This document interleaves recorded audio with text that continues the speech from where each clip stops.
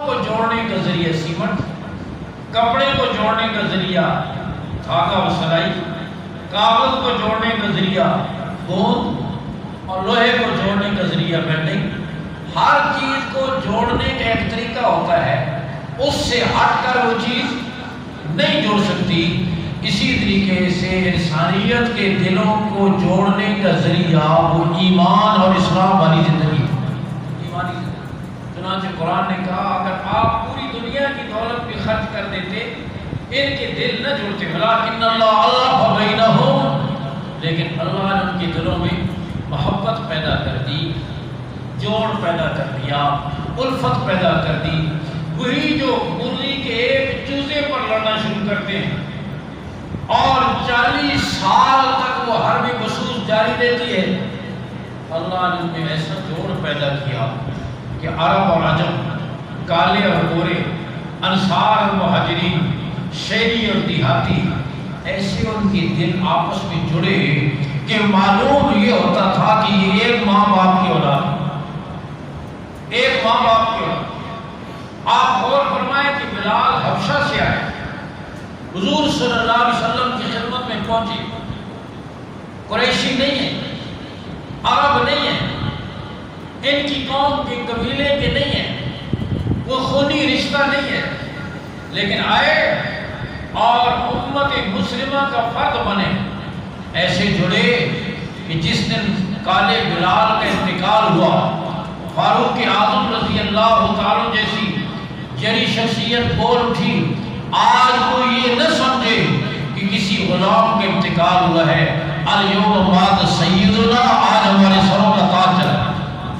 عمر کہہ رہے بلال ہمارے سردار تھے، ہمارے سروں کے تاج تھے، ہاں کوئی یہ نہ سمجھے کہ کسی غلام کا انتقال ہوا ہے، الیوم مات سیدنا، آج ہمارے سروں کا تاج چلا۔ قرآن مجید نے حضرات صحابہ کرام کی صفات کو اپنے ورگوں پر بیان فرمایا، اور ان صفات میں پہلے نمبر پر جو صفت بیان فرمائی وہ حضرات صحابہ کرام کی آپس کی محبت اور کفار پر سختی۔ فرمایا رب ذوالجلال نے، فرمایا محمد رسول اللہ والذین معه اشداء علی الکفار رحماء بینہم۔ محمد صلی اللہ علیہ وسلم کے رسول، آپ کے ساتھی، آپ کی نبوت کی عینی گواہ، آپ کے خطابات کے اولین مخاطب انصار اور مہاجرین، اشداء علی الکفار، کافروں کے لیے بڑے سخت، رحماء بینہم، آپس میں ایک دوسرے کے لیے بڑے مہربان۔ پہلی صفت کیا بیان فرمائی؟ کافروں کے لیے بڑے سخت۔ یہ سارے صحابہ کی، صرف حدیبیہ والوں کی نہیں، صرف بدر والوں کی نہیں، مفسرین فرماتے ہیں اشداء علی الکفار رحماء بینہم، یہ صفت سارے صحابہ کی، سارے صحابہ کی۔ کافروں کے لیے بڑے سخت، خواہ وہ کافر باپ کیوں نہ ہو، خواہ وہ کافر بیٹا کیوں نہ ہو، خواہ وہ کافر قریبی رشتہ دار کیوں نہ ہو، لیکن کافروں کے لیے وہ بڑے سخت۔ اور اس کے بے شمار واقعات، صدیق اکبر رضی اللہ تعالیٰ کے بیٹے عبد الرحمن ابھی تک مسلمان نہیں ہوئے۔ بدر کی لڑائی میں عجیب و غریب منظر تھا، باپ ادھر ہے، بیٹا ادھر ہے، بھائی ایک ادھر ہے، دوسرا ادھر ہے، حضرت علی ادھر ہے، عقیل ادھر ہے، حضور صلی اللہ علیہ وسلم ادھر ہیں، آپ کے چچا حضرت عباس قریش کی طرف سے ہیں، ابو بکر ادھر ہیں، ان کے بیٹے ادھر ہیں۔ عجیب و غریب تقسیم تھی۔ بعد میں حضرت صدیق اکبر رضی اللہ عنہ کے بیٹے عبد الرحمن بن ابی بکر ان سے فرمانے لگے، ابا جان بدر کی لڑائی میں آپ بالکل میری تلوار کی زد میں آگے تھے، اور یہ صدیق اکبر کی خصوصیت ہے کہ ان کی 4 پشتوں کو اللہ نے صحابیت کا شرف عطا۔ ان کے والد ابو قحافہ وہ بھی صحابی ہیں، صدیق اکبر صحابی ہیں، ان کے بیٹے صحابی ہیں، ان کے پوتے صحابی ہیں۔ 4 پشتوں کو اللہ نے صحابیت کا شرف عطا فرمایا۔ تو بیٹے بعد میں مسلمان ہونے کے بعد ایک دفعہ کہنے لگی ابا جی آپ بدر کی لڑائی میں بالکل میری تلوار کی زد میں آگے تھی، اگر میں چاہتا تو آپ کو ختم کر دیتا، لیکن میں نے باپ سمجھ کر چھوڑ دیا۔ صدیق اکبر فرمانے کی بیٹا تو نے باپ سمجھ کر چھوڑ دیا، واللہ اگر تو میری تلوار کی زد میں آ جاتا میں تجھے بیٹا سمجھ کر کبھی نہیں چھوڑتا۔ اس لیے کہ اس وقت تو میرے سامنے اللہ کے دشمن کی حیثیت سے تھا۔ تو ایمان والوں کی خوبیوں میں پہلی خوبی یہ بیان فرمائی کہ وہ کفار کے لیے بڑے سخت، لیکن دوسری طرف ساتھ وہ بھی صفت ذکر کر دی جس سے ان میں سختی ہی نہیں ہوتی، بلکہ فرمایا رحماء بینہم، آپس میں ایک دوسرے کے لیے بڑے مہربان، آپس میں ایک دوسرے کے لیے، اسی لیے فرمایا ہاں وہ ہلکا یاران تو ریشم کی طرح ہے مومن، وہ رزم حق و باطل تو فولاد ہے مومن، فرمایا آپس میں مومن ریشم کی طرح نرم اور کافر کے لیے فولاد کی طرح سخت۔ حضرات صحابہ کرام نے اس کا عملاً اس کا نمونہ پیش کیا، اور رحماء بینہم آپس میں ایک دوسرے کے لیے اتنے مہربان ہیں، معلوم یہ ہوتا تھا کہ گویا وہ ایک ماں باپ کی اولاد ہے۔ حضور اکرم صلی اللہ علیہ وسلم نے، میں نے عرض کیا عرب اور عجم، کالے اور گورے، انصار اور مہاجرین، شہری اور دیہاتی، سب کو جوڑ کر آپ نے امت بنائی، آپ نے ایک امت بنائی، اور وہ اس طرح کی ہر ایک دوسرے پر جان نچھاور کرتا تھا۔ حضور اکرم صلی اللہ علیہ وسلم نے ایمان والوں کی مثال بھی دی، آپ نے فرمایا ایمان والے باہمی محبت میں، باہمی الفت میں، باہمی تعلق میں یوں ہوتے ہیں کہ جسد واحد، جیسے ایک جسم کے اعضاء ہوتے ہیں۔ آپ ذرا غور سے سنیں، آپ صلی اللہ علیہ وسلم کے ارشادات، نبوت کے ارشادات بڑے جامع ہوتے ہیں، ان میں بڑی گہرائی ہوتی ہے، ان میں بڑے مطالب ہوتے ہیں۔ اور سے سنو، آپ نے کیا فرمایا کہ ایمان والے باہمی محبت اور تعلق میں ایک دوسرے کے ساتھ اس طرح ہوتے ہیں جیسے جسم کے۔ پھر آپ نے مثال دے کر سمجھایا کہ اگر سر میں درد ہو جاتا ہے تو پورے جسم میں بخار ہو جاتا ہے، پورا جسم بخار میں مبتلا ہوتا ہے۔ مثال دے کر آپ نے سمجھایا، فرمایا جیسے جسم کا ہر عضو، غور کریں، جسم کا ہر عضو اپنے مفاد میں کم استعمال ہوتا ہے، پورے بدن کے مفاد میں زیادہ استعمال ہوتا ہے۔ آنکھ صرف اپنے مفاد میں کم دیکھتی ہے، پورے بدن کے مفاد میں زیادہ دیکھتی ہے۔ کان صرف اپنے مفاد میں کم سنتا ہے، پورے بدن کے مفاد میں زیادہ۔ پاؤں صرف اپنے مفاد میں کم چلتے ہیں اور پورے بدن کے مفاد میں زیادہ چلتے ہیں۔ زبان صرف اپنے مفاد میں کم بولتی ہے اور پورے بدن کے مفاد میں۔ اب ذرا آپ غور کریں، آپ جا رہے ہیں، آپ کو راستے میں پتھر کے ساتھ ٹھوکر لگی، آپ کے پاؤں پر چوٹ لگی انگوٹھے پر، آپ چوٹ تو انگوٹھے پر لگی، لیکن آپ غور کریں پورا بدن حرکت میں آ گیا۔ انگوٹھے پر چوٹ لگی، دماغ نے اعصاب کو حکم دیا پاؤں پیچھے کرو، فوراً پاؤں پیچھے کی، آنکھوں کو حکم دیا کہ دیکھو اتنی چوٹ لگی ہے، آنکھوں نے دیکھا، اور پھر دماغ نے فیصلہ کیا کہ چوٹ زیادہ لگی ہے، ڈاکٹر کے پاس جانا چاہیے، اعصاب کو حکم دیا اعضاء کو چلاؤ، ڈاکٹر کے پاس لے کر چلو، اعضاء استعمال ہوئے، اس نے ڈاکٹر کے پاس جانا شروع کیا، مطب میں پہنچا، زبان سے کہا تکلیف بیان کرو، زبان نے تکلیف بیان کی، کانوں سے کہا ڈاکٹر کی ہدایات کو سنو، کانوں نے ڈاکٹر کی ہدایات کو سنا، ڈاکٹر نے نسخہ لکھا، آنکھوں کو کہا دیکھو نسخہ پڑھو، اور پھر فیصلہ کیا کہ میڈیکل سٹور سے دوا ملے گی، وہاں لے گیا، پورے جسم کو سٹور سے دوائی لی، اس کو استعمال کا طریقہ سمجھا، آنکھوں نے دیکھا، کانوں نے سنا۔ آپ غور کریں چوٹ کہاں لگی؟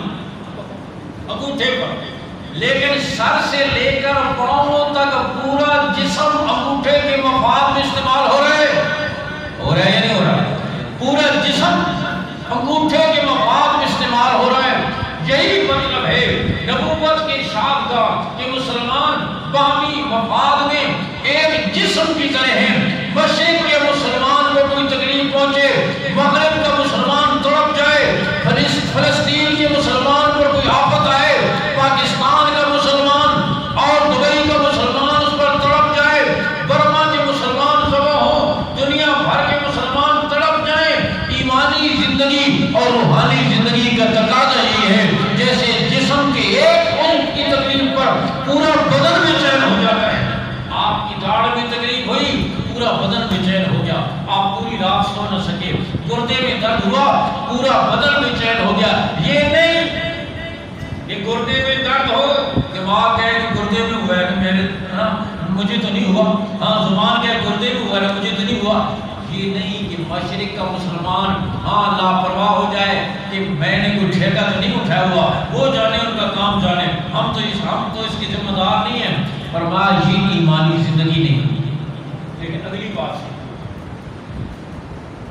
میں نے آپ کو مثال دی انگوٹھے کی تکلیف پر پورا بدن بے چین ہو گیا، لیکن یہ کب بے چین ہوگا؟ جب آدمی زندہ ہوگا۔ جب آدمی کیا ہوگا؟ اگر مردے کے انگوٹھے کو کوئی تکلیف پہنچے تو بدن بے چین ہوتا ہے؟ بولو، انگوٹھا کاٹ بھی دے، پاؤں کاٹ بھی دے مردے کا، باقی جسم کو کوئی پرواہ نہیں۔ کیوں؟ اسی لیے کہ اس میں روح نہیں ہے۔ اس میں عرض کر رہا ہوں یہ احساس امت مسلموں میں تب ہوگا جب روحانی زندگی ہوگی، اسلام کی روح زندہ ہوگی، تب یہ احساس ہوگا۔ اگر وہ روح مردہ ہو چکی ہے یا وہ روح نکل چکی ہے یا وہ روح کمزور ہو چکی ہے تو پھر اس کو مشرق و مغرب کا کیا، اس کو تو پڑوس کے مسلمان کی تکلیف پر احساس نہیں ہوگا، پرواہ نہیں ہوگی، اس لیے کہ وہ زندگی ختم ہو چکی ہے۔ میں عرض کر رہا ہوں جب وہ زندگی موجود تھی، سندھ کے مسلمانوں کی تکلیف پر حجاج ابن یوسف، اور یہ عرض کرتا چلا جاؤں، حجاج ابن یوسف طائف والوں کی اولاد میں سے، جب حضور اقدس صلی اللہ علیہ وسلم دعوت کا پیغام لے کر طائف تشریف لے گئے اور طائف والوں نے آپ کو سخت ایذا پہنچائی، تکلیف پہنچائی، یہاں تک کہ آپ صلی اللہ علیہ وسلم کے مبارک خون سے آپ کے پاؤں رنگین ہو گئے، پاؤں جوتے جم گئے خون کی وجہ سے، اور آپ صلی اللہ علیہ وسلم کو پیشکش کی گئی، پہاڑوں کو فرشتہ آیا، آپ اگر اجازت دیں تو طائف کی اس بستی کو، دونوں پہاڑوں کو ملا کر اس کو پیس دیا جائے، ایک بھی باقی نہ رہے۔ رحمت دو عالم صلی اللہ علیہ وسلم نے فرمایا اگر یہ لوگ ایمان نہیں لائے مجھے امید ہے ان کی اولادیں مسلمان ہوں۔ اور یہ حجاج محمد بن قاسم طائف والوں کی اولاد ہے۔ اگر حضور اقدس صلی اللہ علیہ وسلم اس وقت یہ بدعا فرما دیتے تو آج شاید ہم بھی مسجد میں نہ بیٹھے ہوتے، کسی منظر میں اور کسی گرجے میں گھنٹیاں بجا رہے ہوتے۔ آپ صلی اللہ علیہ وسلم نے فرمایا ان کی اولادیں مسلمان ہوں گی، اور سندھ کے اندر جو مسلمان اس خطے میں پہنچا اسلام محمد بن قاسم کی وجہ سے، 18 سال کی عمر کا یہ نوجوان 40,000 کے لشکر کی قیادت کرتے ہوئے پہنچا۔ اس دور کے اندر جب سڑکیں نہیں، ریلیں نہیں، پل نہیں، جہاز نہیں، مواصلات نہیں، 18 سال کی عمر کا نوجوان 40,000 کے لشکر کی قیادت کرتے ہوئے، یہ کیا تھا؟ کس چیز نے ان کو مجبور کیا؟ یہ ایمانی زندگی تھی، روح دین اسلام کی روح موجود تھی، اور وہ تڑپ گئے۔ ایک عورت کی فریاد پر مسلمان حکمران تڑپ جاتا تھا۔ آج ڈاکٹر رافیہ امریکہ کی قید میں ہے اور پوری دنیا کے مسلمان حکمران بے حس اور بے غیرت بن کر بیٹھ کر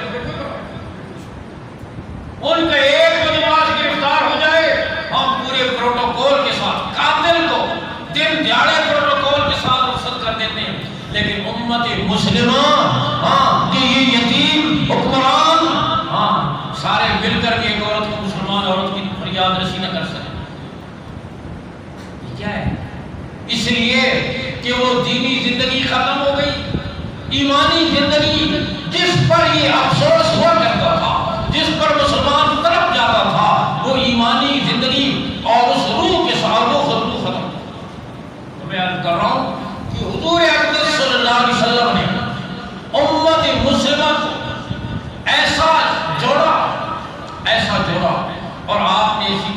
ایک تو فرمایا جسم کے اعضاء کی طرح، دوسری کیا مثال دی؟ فرمایا امت مسلمہ باہمی تعلق محبت اور مودت میں کل بنیان عمارت کی اینٹوں کی طرح، یہ شد بعضہ بعضا، عمارت کی ایک اینٹ دوسری اینٹ کو، ایک پتھر دوسرے پتھر کو، ایک حصہ دوسرے حصے کو مضبوط کرتا ہے۔ اسی طریقے سے فرمایا مسلمان، ایک مسلمان دوسرے مسلمان کو مضبوط کرتا ہے۔ فرمایا لا یظلمہ ولا یسلمہ، نہ اس پر خود ظلم کرتا ہے اور نہ ظلم کرنے کے لیے اس کو بے یار و مددگار چھوڑتا ہے کہ کوئی دوسرا اس پر ظلم کرتا رہے، نہ اس کو رسوا کرتا ہے، نہ اس پر خود ظلم کرتا ہے، نہ اس کو بے یار و مددگار چھوڑتا ہے۔ فرمایا المسلم اخو المسلم، مسلمان دوسرے مسلمان کا بھائی ہے، لا یظلمہ ولا یسلمہ، نہ اس پر ظلم کرتا ہے، نہ اس کو بے یار و مددگار چھوڑتا ہے اور نہ اس کو رسوا کرتا ہے۔ دوسری مثال آپ نے دی، فرمایا المومن مرآۃ المومن، مومن دوسرے مومن کے لیے آئینہ ہے۔ ایک مومن دوسرے مومن کے لیے آئینہ ہے۔ اب بظاہر تو حدیث کا ترجمہ ہے نہیں ہے، ایک مومن دوسرے مومن کے لیے آئینہ ہے، لیکن میں نے عرض کیا نبوت کے ارشادات ہیں۔ آپ صلی اللہ علیہ وسلم نے فرمایا اوتیت بجوامع الکلم، مجھے جامع کلمات عطا کیے گئے جن میں لفظ تھوڑے ہوتے ہیں اور معنی چلو۔ اب آپ نے ارشاد فرمایا مومن دوسرے مومن کے لیے آئینہ ہے، کیا مطلب؟ آپ غور کریں، آپ آئینے کے سامنے گئے، آپ کے چہرے پر تھوڑی سی کالک لگی ہوئی تھی، آئینے نے آپ کو بتا دیا کہ آپ کے چہرے پر کالک لگی ہوئی، جتنی لگی ہوئی ہے اتنی ہی بتائے گا یا یہ بتائے گا کہ آپ کا سارا چہرہ کالا ہے؟ بولو، جتنی لگی ہوئی ہے اتنی بتائے گا۔ اور آپ نے جا کر اس کالک کو دھو لیا، پھر تھوڑی دیر کے بعد آپ آئینے کے سامنے آئے تو آئینہ اب آپ کو تانا دے گا کہ اور تو بڑا چمک کے آ گیا، تھوڑی دیر پہلے تو کالک لگی تھی، بولو تانا دے گا؟ ہاں نہیں دے گا۔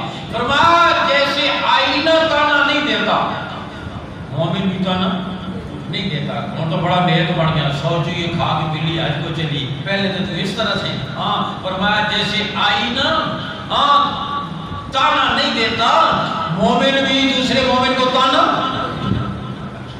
آپ چلے گئے، آپ کے چہرے پر کالک لگی ہوئی تھی، آئینے نے آپ کو بتا دیا، آپ چلے گئے، تھوڑی دیر کے بعد آپ کا بڑا بھائی آئینے کے سامنے آ گیا تو آئینہ اسے بتائے گا کہ ابھی آپ کا چھوٹا بھائی آیا تو اس کے چہرے پر کالک لگی ہوئی تھی، بولو بتائے گا؟ نہیں بتائے۔ فرمایا جیسے آئینہ راز رکھتا ہے، آپ کے عیب کو افشا نہیں کرتا، اس کی تشہیر نہیں کرتا، فرمایا مومن بھی دوسرے کے عیب کی تشہیر نہیں کرتا۔ جیسے آئینے نے آپ کو بتا دیا بڑی رازداری کے ساتھ کہ آپ کے چہرے پر کالک لگی ہوئی ہے اور آپ نے اس کو دور کر دیا، لیکن کسی دوسرے کو نہیں بتایا، مومن بھی اگر کسی میں کوئی کمی ہے خیر خواہی کے جذبے کے ساتھ اس کو بتا دے گا تاکہ وہ اصلاح کر دے، لیکن اس کی تشہیر۔ آپ غور فرمائیں کہ حضور اقدس صلی اللہ علیہ وسلم نے کس انداز میں امت کو جوڑا، ایک مسلمان کو دوسرے مسلمان کے ساتھ۔ اب ظاہر ہے جب یہ طرز ہوگا، ایک مسلمان دوسرے مسلمان کا خیرخواہ ہوگا، اس کے مفادات کا تحفظ کرنے والا ہوگا، تو پھر آپس میں کتنی محبتیں اور الفتیں پیدا ہوگی۔ حضور اقدس صلی اللہ علیہ وسلم نے یہ معاشرہ قائم فرمایا اور پھر خصوصیت کے ساتھ حضرات صحابہ کرام جو آپ کی نبوت کے عینی گواہ ہیں، جنہوں نے ایمان آپ سے سیکھا، جنہوں نے قرآن آپ سے سیکھا، جنہوں نے دینی زندگی آپ سے سیکھی، جنہوں نے معاشرت آپ سے سیکھی، ان کی محبتوں کا ذکر اس آیت میں۔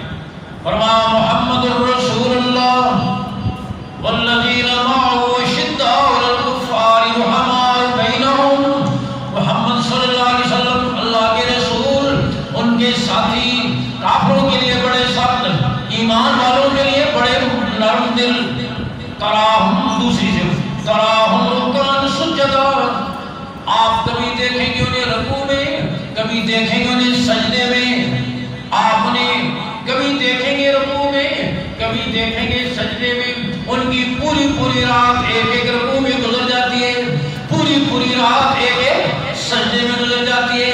سرے شام ہی وہ فیصلہ کر لیتے ہیں آج کی رات رکوع کی رات ہے، آج کی رات سجدے کی رات ہے، پوری پوری رات ایک ایک رکوع اور ایک ایک سجدے میں گزر جاتی ہے۔ یا اللہ کیا چاہتے ہیں؟ ان لمبے لمبے رکوع، لمبی لمبی نمازوں اور سجدوں سے کیا چاہتے ہیں؟ بعض اوقات ہمارے ہاں کوئی بے موسمہ سا نمازی آ جاتا ہے، اچانک شام کو بغیر کی نماز پڑھتا ہے، پھر جاتے ہی پوچھتا ہے جی اوابین کے کتنے نفل ہوتے ہیں، اور پھر عشاء کے بعد پوچھتا ہے جی تہجد کی نماز کس وقت پڑھتے ہیں، کتنی رکعتیں پڑھی جاتی ہیں، پھر فجر کے بعد پوچھتا ہے وہ جی اشتراک دیا کتنی رکعتیں ہوتی ہیں، اشراق کو اشتراک کہتا ہے۔ یا اللہ پہلے تو کبھی فرض نماز بھی نہیں پڑھتا تھا، آج ہاں اوابین پڑھ رہا ہے، تہجد پڑھ رہا ہے، اشتراک پڑھ رہا ہے، ہاں یہ موسم بدل کیسے گیا؟ کچھ دن گزرتے ہیں تو پھر کان میں کہتا ہے وہ امریکہ کے ویزے واسطے اپلائی کیتا سی نا، ذرا دعا کرو کہ ویزا لگ جائے۔ پھر ویزا لگ جاتا ہے تو وہ ایسی پرواز کرتا ہے کہ پھر عید کے دن بھی نظر نہیں آتا۔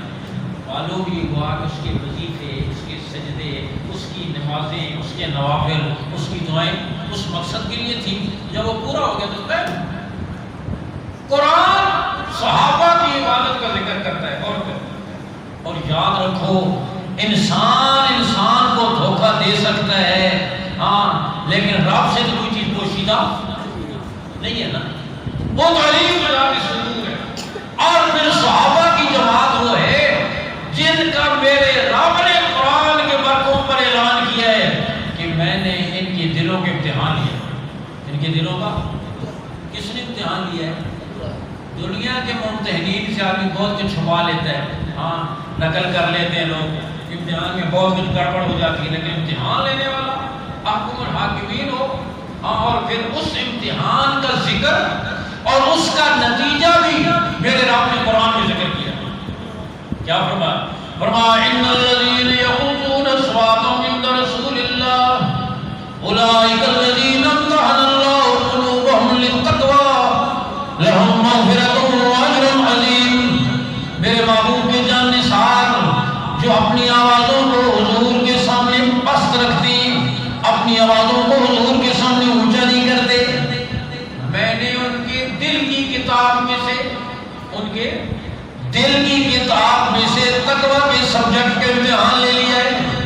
یہ بڑا مشکل مضمون ہے، تقوی کا مضمون جو ہے بڑا مشکل مضمون ہے، بڑے بڑے فیل ہو جاتے ہیں اس میں، بڑے بڑے حاجی، بڑے بڑے مولوی، بڑے بڑے پیر، بڑے بڑے تہجد گزار اس میں فیل ہو جاتے ہیں۔ حاجی صاحب ہر سال حج عمرہ کرتے ہیں، ہاں اعتکاف مدینے میں جا کر کرتے ہیں، لیکن دکان پر بیٹھ کر کینچی چلاتے ہیں، ہاں 20 روپے والی کھیر 50 روپے میں دیتے ہیں، ہاں اور سارا اپنا خرچہ، اور پھر رمضان میں چل رہے ہیں۔ بڑے بڑے لوگ تھے، خرید و فروخت، معاملات، لین دین میں حاجی صاحب ہے، ہاں ماتھے پر سجدے کے نشان پڑا ہوا ہے، ہاں تسبیح ہاتھ میں رکھی ہے، تسبیح پھیرتا ہے، باقاعدگی سے تبلیغ میں وقت لگاتا ہے، اللہ والوں کے بعد جاتا ہے، لیکن وراثت میں بہنوں کا نہیں دیتا، بہنوں کا مارا ہو پھر ہو لین دین کے معاملے میں، وراثت کی تقسیم میں یہ بڑا بھائی ہے، اس نے اچھی چیز اپنے پاس رکھ لی، ردی چیز دوسرے بھائی کو، پھر ہو گیا۔ تو میں عرض کر رہا ہوں تسبیح پڑھنی آسان ہے، تہجد پڑھنی آسان ہے، ہاں لمبا کرتا پہن لینا آسان ہے، لیکن معاملات میں حرام سے بچنا یہ بڑا مشکل ہے۔ احتیاط کرنا، حرام سے بچنا، ناجائز امور سے بچنا یہ بڑا مشکل مضمون ہے، یہ بڑا مشکل ہے۔ آج دیکھو بہت بڑے میڈیکل جھوٹا سرٹیفکیٹ لے کر گھر بیٹھا ہوا، تہجد پڑھتا ہے، عمرہ کرتا ہے، سب کچھ کرتا ہے، حرام کی تنخواہ لے جھوٹا میڈیکل۔ اتنا تو مفتی آپ بھی ہو نا، سارے سمجھتے ہو کہ جھوٹا میڈیکل سرٹیفکیٹ دے کر جو تنخواہ لے گا وہ حلال ہوگی حرام ہوگی، اور اس میں تو کسی مفتی کی، تو آپ کے اندر جو مفتی بیٹھا ہوا ہے وہ خود آپ کو فیصلہ دے دے۔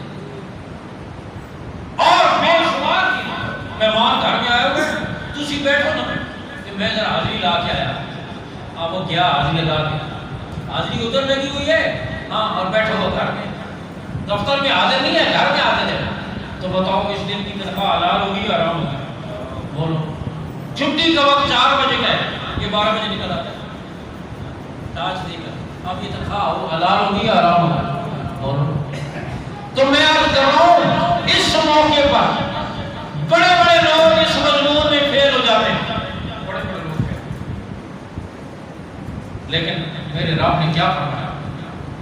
فرمایا اولئک الذین امتحن اللہ قلوبہم للتقوی. میں نے اپنے محبوب کے جانثاروں کو, صفہ کے مدرسے کے طلباء کا, میں نے دل کی کتاب میں سے تقوی کے مضمون کا امتحان لے لیا ہے. یا اللہ تو علیم بذات الصدور ہے, دلوں کے حالات تو ہی جانتا ہے. دل کی کتاب کا امتحان اور کون لے سکتا ہے؟ کسی کے دل میں کیا ہے؟ نہ میں آپ کے بارے میں کچھ کہہ سکتا ہوں, نہ آپ میرے بارے میں کچھ کہہ سکتے ہیں.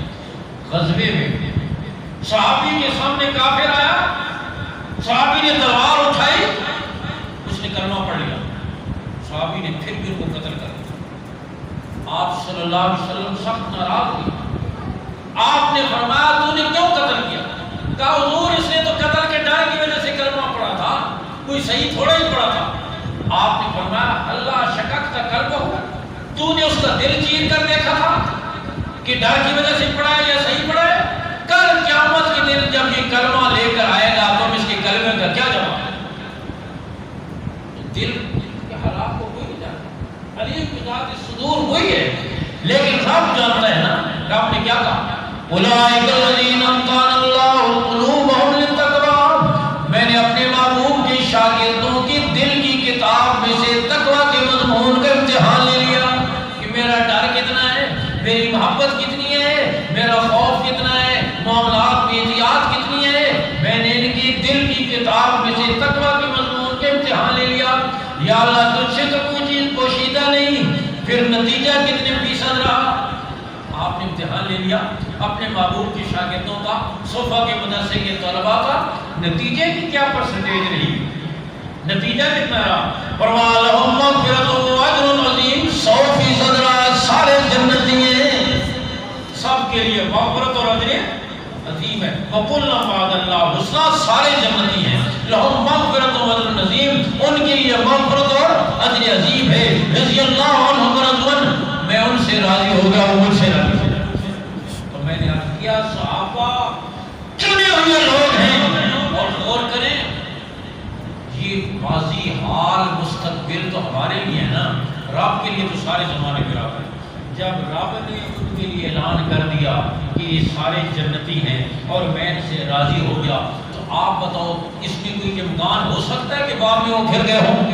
ہاں, جیسے بعض لوگ کہتے ہیں کوئی امکان نہیں, اس لیے کہ رب جانتا ہے ان کے حق میں بھی ایمان پر ہو, اس لیے ان کے پہلے جاتا ہے.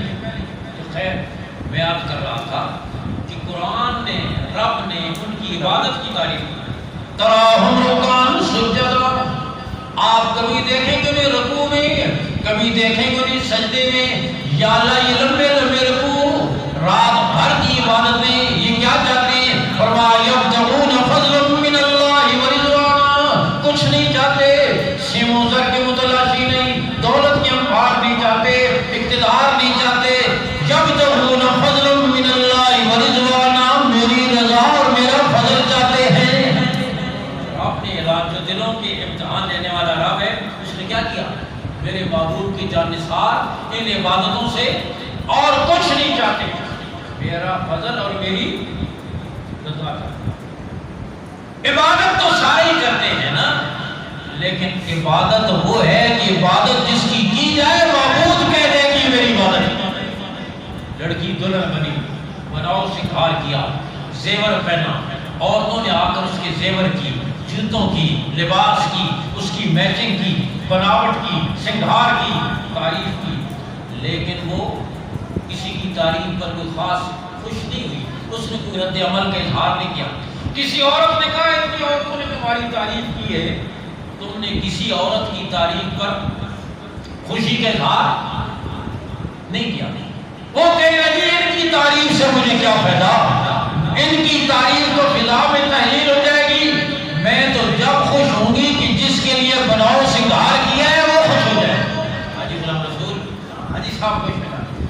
لیے بناؤ سے گھار کیا ہے، یعنی شوہر اس کو پسند آ جائے، وہ خوش ہو جائے، تو عبادت تو سارے ہی کرتے ہیں نا، لیکن عبادت وہ ہے کہ معبود کہتے ہیں کہ یہ میری عبادت ہے۔ صحابہ کی عبادت پر میرے رب نے تعریف کی ہے، تراہم رکعن سجدہ۔ ہاں آپ انہیں کبھی دیکھیں گے، کبھی رکوع میں پوری رات رکوع میں گزر جاتی ہے، اور شب زفاف ہے۔ ہاں آج کل تو شادیاں ہوتی ہیں، اچھے بھلے نمازی ولیمے پر مرغی کی ایک خیور والی مرغی کی ایک بوٹی کی خاطر نماز ضائع کر دیتے ہیں۔ بیٹھیں گے مسجد میں تو 10 منٹ اوپر ہو جائیں، یوں جیسے بم نہیں پھٹنے والا، کوزے میں جیسے جن نہیں پھنسا ہوا تھا، یوں تنگ ہوتے ہیں، اور وہاں ٹائم لکھا ہوا تھا کارڈ پر 12 بجے کا، اب یہ 3 بجے تک منہ اٹھا کر بیٹھا ہوا ہے، چاولوں کی ایک پلیٹ کی خاطر، ہاں، اور مرغی کی ایک بوٹی کی خاطر بیٹھا ہوا 3 گھنٹے، کوئی پرواہ نہیں۔ ہاں یہاں تو 10 منٹ اوپر استادی ٹائم سے پڑھایا کرو نا بادشاہ، ہاں ٹائم ہوتے ہو جائے، اور ماں بیٹھا ہوا۔ لیکن میں نے آج کیا شادیوں کے موقع پر اچھے نمازی نماز کو بھول جاتے ہیں، ہاں ولیمے کے دن نماز نہیں پڑھتے، عورتیں نماز نہیں پڑھتی، مرد نماز نہیں پڑھتے، شادی ہے، صحابی کی اپنی شادی ہے، پہلی رات شب زفاف میں بیوی کے پاس پہنچے اور کہا میرا روزانہ کا معمول ہے، میں رات کو سونے سے پہلے 2 نفل پڑھ کے سوتا ہوں، ذرا غور کرو رہا کیا نماز ہوگی ان کی اور کیا لذت ہوگی عبادت کی، ہم تو اس لذت سے ناشنا ہیں، ہمیں تو سمجھ ہی نہیں آتی۔ کہا میرا معمول ہے میں رات کو سونے سے پہلے 2 نفل پڑھ کے سوتا ہوں، آپ کی اجازت ہو تو میں اپنا یہ معمول پورا کر لوں۔ بیوی نے کہا شوق سے پورا کر لوں۔ 2 نفل کی نیت باندھی اور سلام اس وقت پھیرا جو فجر کی اذان ہوئی۔ میرے آپ جیسا ہوتا نا، اول تو رات کے معمول بھول ہی جاتا، اور اگر پورا کرتا بھی ہاں تو منہ قبلہ کی طرف اور دل بیوی کی طرف، پہلے اگر 5 منٹ میں پڑھتا تھا تو 2.5 منٹ میں پوری کرتا۔ ایسی نماز سلام اس وقت پھیرا دنیا واقعی سے بے تعلق، الصلاۃ معراج المومن، وہ کہیں اور ہی پہنچ گئے نیت باندھنے کے بعد، نیت باندھنے۔ اور ہمارے یہاں استاد جی آج پسند ہے 1 رکعت تھوڑی پڑھائی، 4 رکعت نہیں ہو جائے 3 رکعت پڑھاتے ہیں، بھائی تجھے کیسے پتہ چلا؟ 4 تو پڑھائیاں میں پہلے جمع رکعت ہے تو جمع حساب کر کے اگر 3 نہ ہوئی ہیں تو نماز ختم ہو ہماری تو نماز۔ دوسرا دن آیا پھر بیوی کے پاس پہنچی، میرا معمول ہے میں اپنا معمول پورا کر لوں، اور نیت باندھی اور سلام اس وقت پھیرا جب فجر کی اذان ہوئی۔ اگلے دن ان کے والد نے اپنی بہو سے پوچھا شوہر کو کیسا پایا؟ کہا بہت اچھا، بہت نیک ہے، بڑے عبادت گزار ہیں، پہلی رات بھی نماز میں گزار دی، دوسری رات بھی نماز میں گزار دی۔ وہ سمجھ گئے کہ حق زوجیت ادا نہیں ہوا۔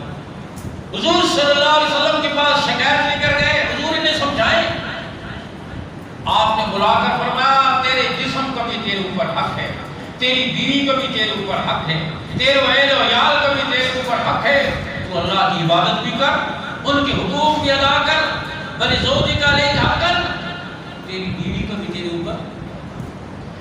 اور کرو ہاں یہ ارشاد میرے آقا نے کس سے فرمایا تھا؟ اس سے کہ جس نے پہلی رات کی بیوی کی طرف توجہ نہیں۔ ہاں آج کسی سے کہو نا فرض نماز پڑھ، ہاں وہ کہتے ہیں بیوی کا بھی تو حق ہے نا، حدیث میں آتا ہے یہ اس کو فرمایا جس نے پہلی رات کی طرف توجہ نہیں کی، جو ہر وقت ان کی بغل میں بیٹھے رہے ان کے لیے یہ نہیں ہے۔ میں آپ کر رہا ہوں کیا نماز تھی، کیا حلاوت تھی۔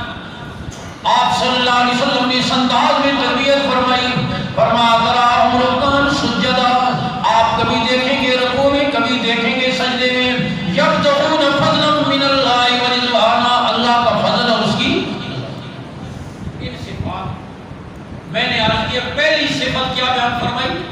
کافروں کے لیے بڑے سخت، آپس میں ایک دوسرے کے لیے بڑے، حضرات صحابہ کرام اور اہل بیت ان کی آپس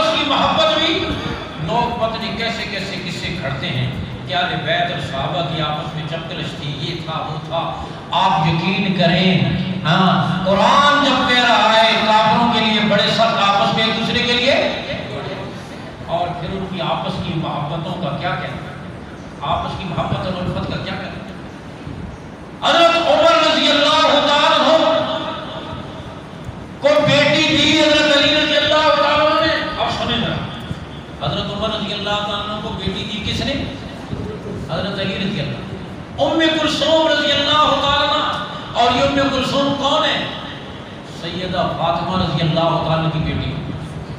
حضرت فاطمہ رضی اللہ تعالیٰ کی بیٹی، ہاں حضرت ام کلثوم حضرت علی رضی اللہ تعالیٰ کی بیٹی کس کے نکاح میں؟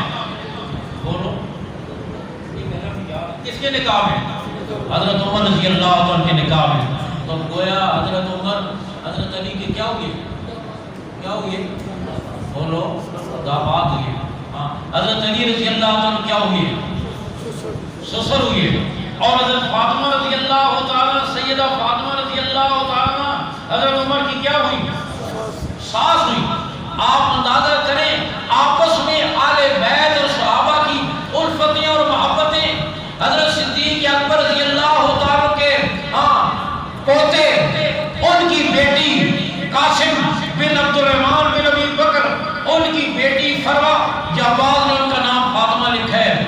اور یہ ان کا نکاح ہوا امام محمد باقر سے، اور امام محمد باقر سے ان کے بیٹے امام جعفر صادق. تو یہ سارے آل بیت، ان کی آپس کی محبتیں اور فتح.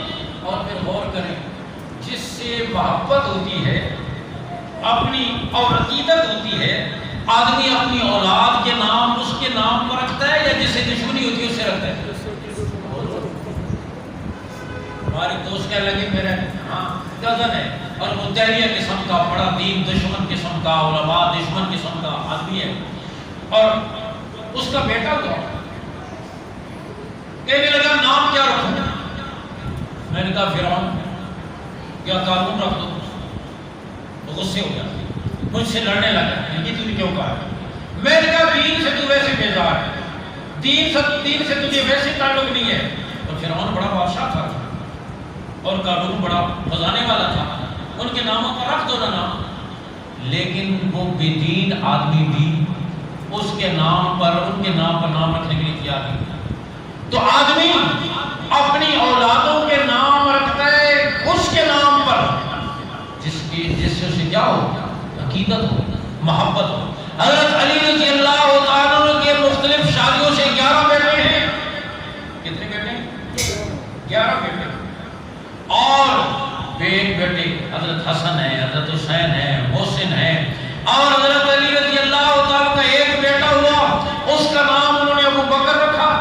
دوسرا بیٹا ہوا، اس کا نام عمر رکھا. تیسرا بیٹا ہوا، اس کا نام عثمان رکھا. ایک بیٹا ہوا، اس کا نام یحییٰ رکھا. ایک بیٹا ہوا، اس کا نام عبداللہ رکھا. تینوں خلفاء کے نام پر، ابو بکر کے نام پر، عمر کے نام پر، عثمان کے نام پر حضرت علی نے اپنے بیٹوں کے نام رکھے. یہ محبت کی دلیل ہے یا دشمنی کی دلیل ہے؟ بولو. پھر حضرت عمر رضی اللہ عنہ کا دور خلافت آیا. حضرت علی رضی اللہ تعالیٰ خلافت کے چند دن کے بعد حضرت عمر رضی اللہ تعالیٰ نے امور خلافت کو سنبھالا، اور چند دن کے بعد حضرت علی رضی اللہ تعالیٰ مدینہ منورہ کے قاضی بنا. قاضی القضات اور چیف جسٹس کے عہدے پر حضرت علی رضی اللہ تعالیٰ فائز ہوئے. یہ اعتماد کی دلیل ہے یا عدم اعتماد کی دلیل ہے؟ جیسے لوگ کہتے ہیں کہ انہوں نے چھین لی تھی خلافت، غصب کر لی تھی. اگر ایسی بات ہوتی تو قاسم و خلیفہ کی حکومت میں کوئی عہدہ قبول کرتا حضرت علی؟ سوال ہی نہیں پیدا ہوتا تھا. حضرت علی رضی اللہ تعالیٰ حضرت عمر رضی اللہ تعالیٰ کے مشورے میں رکن رکین تھے. حضرت علی، حضرت عثمان، حضرت طلحہ، حضرت زبیر، یہ حضرت عمر رضی اللہ تعالیٰ کی شورا کے خاص رکن تھے. اور حضرت عمر رضی اللہ تعالیٰ جب بھی مدینہ منورہ سے باہر جاتے، حضرت علی رضی اللہ تعالیٰ اپنی جگہ پر نائب اور حاکم بنا کر جاتے. میں عرض کر رہا ہوں ان کی آپس کی محبت، آپس کی دوستیاں، آپس کی رشتہ داریاں اللہ تعالیٰ، غور کرو، ہاں لوگوں کو پتہ نہیں کیسے کیسے گمراہ کیا جاتا ہے۔ حضرت علی رضی اللہ تعالیٰ کی شادی کا مسئلہ، نکاح کا مسئلہ، حضرت صدیق اکبر، غور کرو، حضرت صدیق اکبر رضی اللہ تعالیٰ اپنے ساتھیوں سے فرمانے لگے کہ حضور اقدس صلی اللہ علیہ وسلم کے پاس فاطمہ کے لیے کئی رشتے آئے ہیں، لیکن آپ نے فرمایا اللہ فاطمہ کے لیے جو فیصلہ کرے گا وہی ہوگا۔ حضرت صدیق اکبر رضی اللہ عنہ فرمانے لگے اپنے ساتھیوں سے، حضرت عمر رضی اللہ عنہ دیگر ساتھیوں سے، میرا خیال یہ ہے کہ اللہ کے رسول صلی اللہ علیہ وسلم نے یہ رشتہ حضرت علی کے لیے رکھا ہوا ہے۔ حضرت علی کے جدازاد بھائی بھی ہیں، قرابت اور رشتہ داری میں بہت قریب بھی ہیں، اور حضرت علی رضی اللہ تعالیٰ ان کی کفالت میں بھی ہیں، لیکن ہمارا خیال یہ ہے کہ حضرت علی غربت کی وجہ سے رشتہ مانگنے میں شرم محسوس کرتے ہیں، تو ہم جائیں حضرت علی کے پاس، ان کو تیار کریں کہ حضور صلی اللہ علیہ وسلم سے رشتہ مانگیں۔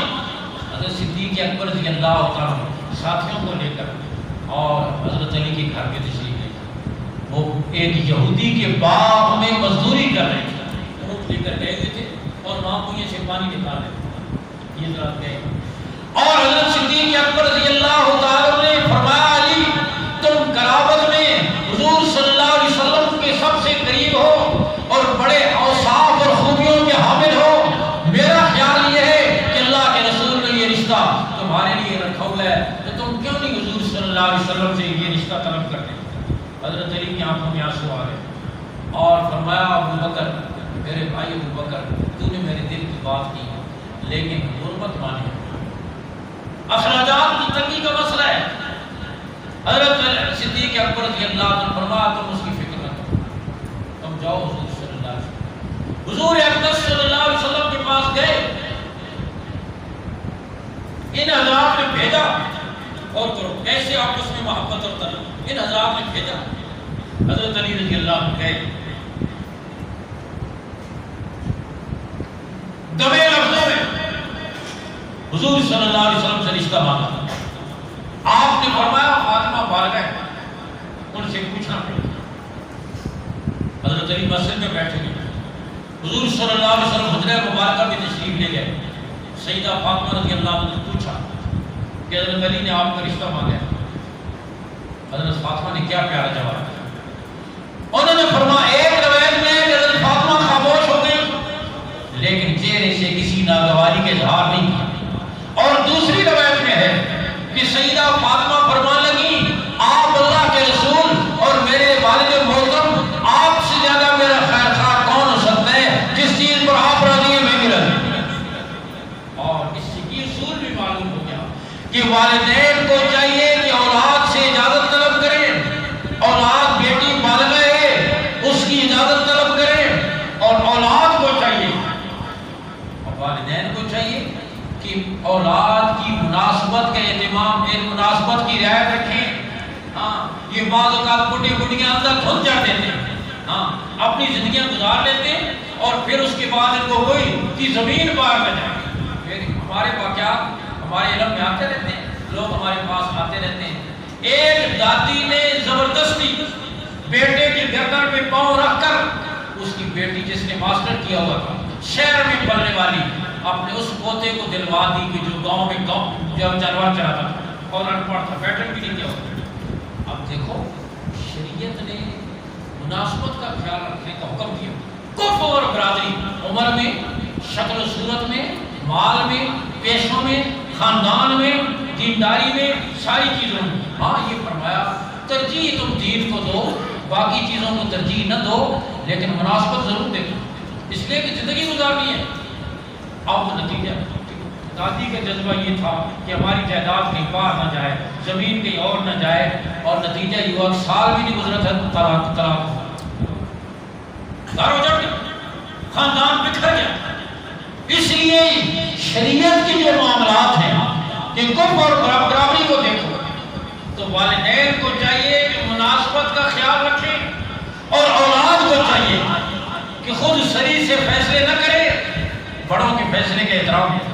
اس لیے کہ نوجوان تو صرف سرخی پاؤڈر دیکھتا ہے، ہاں اس کی کالی اور چمکتی زلفیں دیکھتا ہے جو تھوڑے عرصے بعد گدھے کی دم کی طرح ہو جاتی ہیں، اور گال پچھڑ جاتے ہیں، اس کے پاس تو صرف یہی کچھ ہے۔ آگے کیا ہوگا یہ والدین سمجھتے ہیں، بڑے سمجھتے ہیں۔ اس لیے نوجوان کو چاہیے کہ بڑوں کے فیصلے کا احترام کریں، اور بڑوں کو چاہیے کہ نوجوانوں کے مناسبت اور رعایت کا خیال۔ حضور صلی اللہ علیہ وسلم پوچھا، سیدہ فاطمہ نے جواب دیا، آپ واپس تشریف لائے، آپ نے فرمایا علی اجازت تو ہوگی، مہر کی ادائیگی کے لیے کچھ ہے؟ غور کرے، کائنات کی عظیم ترین شخصیت کی عظیم ترین بیٹی کا نکاح ہو رہا ہے۔ حضرت علی فرمایا حضور کچھ نہیں ہے۔ فرمایا وہ ایک زرہ ہوتی تھی آپ کے پاس، حضور وہ تو ہے۔ فرمایا جاؤ جا کر بھیجو۔ حضرت علی زرہ اٹھائے، میں عرض کر رہا ہوں شداد الکفار رحماء بینہم، حضرت علی زرہ اٹھا کر بیچنے کے لیے جا رہے ہیں، نکاح ہونے والا ہے۔ راستے میں نبوت کے دوہرے داماد، شرم و حیا کے پیکر، ناشر القرآن سیدنا عثمان سے ملاقات ہوگی۔ عثمان کو اللہ نے مال بھی دیا تھا، دل بھی دیا تھا۔ حضرت عثمان انتظار میں رہتے تھے کوئی موقع آئے اور عثمان کا مال خرچ ہو۔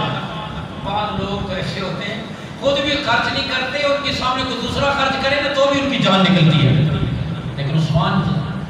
اور میں نے عرض کیا آپس میں محبت۔ پوچھا بھائی علی کہاں جا رہے ہیں؟ سارا قصہ سنا ہے، حضور کے یہاں رشتہ طے ہو گیا، مہر کی ادائیگی کے لیے کچھ نہیں ہے، زرہ بیچنے کے لیے جا رہے۔ حضرت عثمان کو زرہ کی ضرورت نہیں تھی، اس موقع پر اپنے بھائی علی کی مدد کرنا چاہتے تھے۔ فرمایا کسی خاص آدمی کو بیچنی ہے یا کوئی بھی خرید لے؟ فرمایا میں نے تو بیچنی ہے۔ کہا کہ میں خریدتا ہوں۔ حضرت عثمان نے 300 درہم میں سودا ہوا، زرہ حضرت علی سے خرید لی، 300 درہم حضرت علی کو دے دیے، حضرت علی نے زرہ ان کے حوالے کر دی۔ جب یہ بیع مکمل ہو گئی، سودا پورا ہو گیا، حضرت عثمان رضی اللہ عنہ زرہ اٹھائی۔ اب دیکھو یہ محبت کی دلیل نہیں ہے تو کیا ہے؟ زرہ اٹھائی اور اپنے بھائی کو علی کو دی، اور فرمایا علی اب یہ زرہ میری طرف سے آپ کے لیے ہدیہ ہے، آپ کے لیے گفٹ ہے۔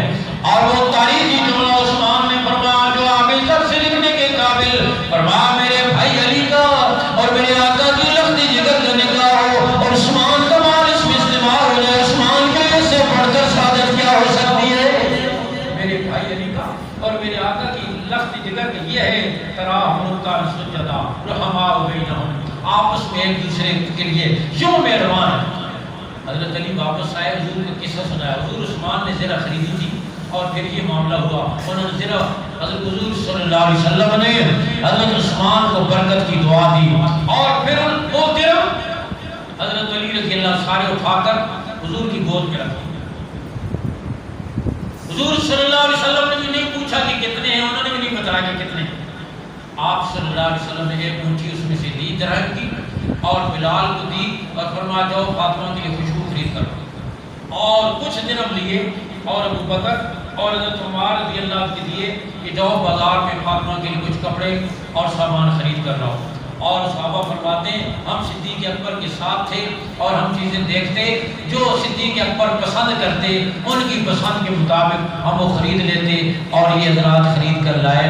آپ دیکھیں حضرت علی رضی اللہ عنہ کی شادی کی تیاری میں صدیق اکبر پہلے نمبر پر، عثمان پہلے نمبر پر، نکاح کے خطبے میں عمر موجود، ابو بکر موجود۔ یہ ساری دلیل ہے کہ سارے صحابہ میں آپس میں ایک دوسرے کے لیے یوں تھی ہے کہ ماں باپ کے بعد، اور قرآن نے اسی کو ذکر کیا، اسی کو ذکر کیا، آپس میں ایک دوسرے کی۔ حضرت عمر رضی اللہ عنہ پر جب قاتلانہ حملہ ہوا فجر کی نماز میں، اور حضرت عمر رضی اللہ عنہ 27 ذوالحج کو فجر کی نماز میں یہ خودکش حملہ ہوا، اور یکم محرم الحرام کو حضرت عمر رضی اللہ تعالیٰ نے جام شہادت نوش کیا۔ اور پھر اس موقع پر بھی آپ غور کریں کہ حضرت علی رضی اللہ عنہ موجود پاس اور امیر المومنین کو تسلی دے رہے ہیں۔ حضرت عمر اپنے بیٹے عبداللہ سے فرمانے کہ بیٹا، انہوں نے ان کے بیٹے عبداللہ نے حضرت عمر کا زخمی سر اپنی گود میں رکھا۔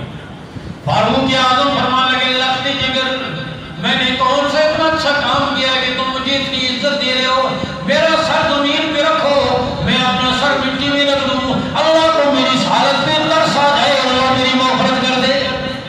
اور کرو 22 لاکھ مربع میل کا حاکم، جن کے لیے حضور صلی اللہ علیہ وسلم نے جنتی ہونے کی خوشخبری دی، خوشخبری نہیں، آپ کے جنت کے محل کی تفصیلات بیان فرمائی۔ آپ نے ایک موقع پر فرمایا، عمر میں نے جنت کی سیر کی، ایک ہی موتی کا کبا نما عجیب و غریب محل میں نے دیکھا، میں نے اپنے رفیق سفر سے پوچھا یہ محل کس کا ہے؟ مجھے بتایا گیا یہ آپ کے مانگے ہوئے شاگرد عمر ہے۔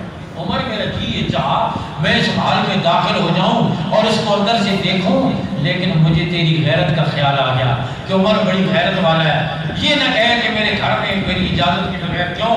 عمر کی آنکھیں برسات کی جھڑی کی طرح برسنے لگی، عرض کریں حضور کہاں میں اور کہاں جنت کے محلات، مجھے تو اونٹ چلانا نہیں آتے تھے، پر میں آپ پہ غیرت کرتا، آپ تشریف لے جاتے نہ دیکھ دینا میرے گھر کو۔ آپ غور کریں عمر زمین پہ موجود ہے، جنت کے محلات کی تفصیلات زبان نبوت سے سنائی جا رہی ہیں، کتنی بشارتیں، لیکن غور کرو آخرت کا ڈر کتنا، آخرت کی فکر کتنی کہ بیٹے سے فرمانے بیٹا میرا سر زمین پہ رکھ دو، میں نے کون سے اتنا اچھا کام کیا ہے کہ تم مجھے اتنی عزت دے رہے ہو اور میں اپنا سر مٹی میں رکھ دوں، اللہ کو میری حالت پہ ترس آ جائے۔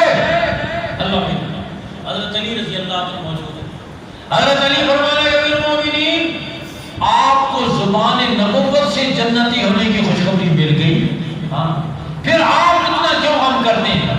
فاروق اعظم فرمانے لگے وہ خوشخبری برحق، لیکن میں اس وقت خلیفہ نہیں بنا تھا، نامعلوم خلیفہ بننے کے بعد مجھ سے کتنی غلطیاں ہوئی ہوں گی، ہاں کہیں اس کی وجہ سے میری گرفت نہ ہو جائے۔ اور عمر کی خلافت آپ جانتے ہیں کس احتیاط کے ساتھ تھی، کس احتیاط کے ساتھ تھی، بلکہ حضور صلی اللہ علیہ وسلم کے یہ جان نثار آپ پہ تربیت یافتہ سارے اس انداز میں یہ خلافت کر گئے کہ آج پوری امت کے لیے نمونہ ہے، پوری امت کے لیے نمونہ ہے۔ حضرت علی رضی اللہ اور انصاف، آج تو انصاف کوڑیوں کے بھاؤ بکتے ہیں، راتوں رات فیصلے ہوتے ہیں، سپریم کورٹ اور ہائی کورٹ کی بڑی بڑی عمارتیں، لیکن ٹکے کا انصاف نہیں، بکتے ہیں جج، پوری عدالت بک جاتی ہے، ہاں اربوں خربوں کی عمارتیں اور پائی کا انصاف نہیں، اور ماں عمر اور علی درخت کے نیچے بیٹھ کر فیصلے کرتے ہیں اور منو ٹنوں کا انصاف، منو ٹنوں کا انصاف۔ حضرت علی رضی اللہ عنہ کی ذرا گم ہو گئی، بازار میں گئے دیکھا کہ ایک یہودی، اس کے پاس حضرت علی کی زرہ پہچان لی کہ زرہ میری ہے، فرمایا بھائی یہ زرہ میری ہے، اس نے کہا میری ہے، میں چلو مدینہ کے قاضی شرح کے پاس جو عدالت میں اور انصاف میں بڑے مشہور تھے، ان کی بات کرتے ہیں۔ قاضی شرح کی عدالت میں آئے، مقدمہ پیش کیا، قاضی شرح نے حضرت علی رضی اللہ عنہ فرمایا آپ گواہ پیش کریں، آپ گواہ پیش کریں، یہ ذرا یہودی نے کہا میری ہے، حضرت علی رضی اللہ عنہ فرمایا میری ہے، قاضی شرح نے کہا امیر المومنین آپ گواہ پیش کریں۔ حضرت علی رضی اللہ تعالیٰ نے اپنے بیٹے کو اور اپنے غلام کمبر کو گواہ کے طور پر پیش کیا۔ قاضی شرح نے کہا امیر المومنین آپ کی گواہی کا نصاب پورا نہیں، بیٹے کی گواہی باپ کے حق میں قبول نہیں ہوتی، اور آپ کے بیٹے کی گواہی تو گئی، معطل ہو گئی، اس لیے کہ وہ تو باپ کے حق میں ہے نہیں، اور پیچھے ایک گواہ رہ گیا، ایک گواہی پر آپ کا نصاب پورا نہیں، لہذا میں فیصلہ یہودی کے حق میں کرتا ہوں۔ قاضی شرح نے یہودی کے حق میں فیصلہ کر دیا۔ جب یہودی نے دیکھا امیر المومنین ہے، ان کا قاضی ہے، اس نے امیر المومنین کے خلاف اتنا انصاف کا فیصلہ دیا ہے، تو وہ یہودی کلمہ پڑھ کر مسلمان ہو اور کہا امیر المومنین سچ کہتا، یہ جا رہے تھے اونٹ پر اور زرہ ان کے اونٹ سے گری اور میں نے اٹھا لی، زرہ ہی نہیں گری۔ حضرت علی رضی اللہ عنہ نے فرمایا اب یہ زرہ میری طرف سے آپ کو ہدیہ، کیا فیصلہ کیا؟ خراسان کے علاقے سے عامل نے کئی مشکیزیں شہد اور گھی کے بھیجے، حضرت علی رضی اللہ عنہ رکھے کہ مسلمانوں میں تقسیم کرنے کے لیے بھیجے، مسلمانوں میں تقسیم کر دیں، اور ان پر ایک عامل اور امیر مقرر کی۔ حضرت علی رضی اللہ عنہ کی صاحبزادی ام کلثوم رضی اللہ تعالیٰ جن کا نکاح حضرت عمر سے ہوا، انہوں نے نگران کو پیغام بھیجا کہ ایک مشکیزہ شہد اور گھی کا ہمارے یہاں بھیجا۔ انہوں نے بھیجی، حضرت علی رضی اللہ عنہ نے ایک مشکیزہ گھی اور شہد کا کم نکلا۔ عامر سے پوچھا، پہلے تو وہ خاموش ہو گئے۔ حضرت علی رضی اللہ تعالیٰ کے دباؤ پر انہوں نے بتایا، حضرت ام کلثوم نے بتایا، آپ نے ام کلثوم اپنی بیٹی سے فرمایا فوراً یہ مشکیزیں واپس کرو۔ انہوں نے فوراً واپس کی، چیک کیے، دیکھا دونوں مشکیزوں میں تھوڑا تھوڑا گھی اور شہد کم تھا۔ تاجر بلا کر ان کی قیمت لگوائی، کتنی قیمت بنتی ہے؟ صرف 3 درہم قیمت بنتی تھی۔ ام کلثوم سے فرمایا یہ 3 درہم بھیج دو ہماری طرف۔ انہوں نے 3 درہم بھیج دیے اور بیت المال میں وہ جمع کرائے اور باقی شہد اور گھی مسلمانوں میں تقسیم۔ یہ تھی احتیاط اور یہ تھا تقویٰ، یہ تھی عدالت، یہ تھی بامی محبت اور الفت جو حضور اقدس صلی اللہ علیہ وسلم نے صفہ کے چبوترے پر آپ نے ان جانثاروں میں اس پہلی درسگاہ تربیت گاہ میں مدرسے میں خانقاہ میں آپ صلی اللہ علیہ وسلم نے یہ تربیت فرمائی، اور پھر ان کی عبادت، ان کی شجاعت، ان کا اقتدار، ان کی خلافت قیامت تک کے لیے پوری امت کے لیے نمونہ ہے، پوری امت کے لیے نمونہ ہے۔ اللہ رب العزت ہمیں حضرات صحابہ کرام اور آل بیت کی محبت نصیب فرمائے، ان کی سچی غلامی نصیب فرمائے، اور میں عرض کیا کرتا ہوں الحمدللہ اہل سنت کی دونوں آنکھیں سلامت ہیں، ایک آنکھ میں صحابہ کی محبت ہے، دوسری آنکھ میں آل بیت کی محبت ہے، اور حضور صلی اللہ علیہ وسلم نے فرمایا میرے آل بیت کشتی کی طرح ہیں اور میرے صحابہ ستاروں کی طرح۔ دریا کا سفر ہو کشتی کے بغیر ممکن نہیں ہے، اور پھر کشتی ہو اور رات ہو اور روشنی نہ ہو تو بھی آدمی بھٹک جاتا ہے، اس لیے فرمایا آل بیت کی کشتی اور صحابہ کی رہنمائی، اس کو لے کر چلو گے تو پھر انشاءاللہ منزل تک پہنچو گے۔ یہ امت کے محسن ہیں، یہ امت کے رہنما ہیں، یہ دین کے پہنچانے والے ہیں۔ اللہ ہمیں قدم قدم پر حضرات صحابہ کرام کی اور آل بیت کی محبت سچی پیروی نصیب فرمائے، اتباع نصیب